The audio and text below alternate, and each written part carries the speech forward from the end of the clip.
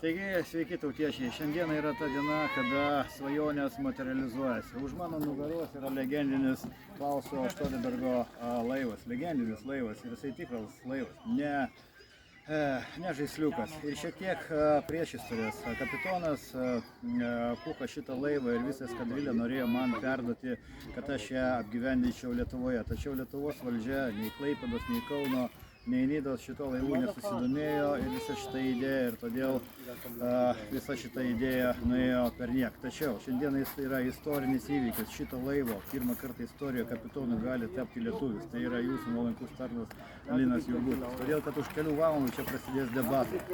Tų debatų metu vienas iš 14 kapitonų laimės teisę nuspręsti, kur šitas laivas artimiausių laikų plauks. Ir tas kapitonas turės teisę surinkti komandą. Taigi, man reikalinga jūsų žmonės pagalba, todėl kad aš esu vienas, o jų net 14. Aš atstovausiu Lietuvą, kad šitas Lietuvas keltų bures būtent į Lietuvą. Todėl man reikia jūsų paramos. Laikykite už mane kumščius, nes už 2 valandų išsispręs likimas. Ar šitas laivas atplauks nors trumpam į Lietuvą. Tiesiog. Laikykite kumštį. Man reikia jūsų paramos. Ačiū.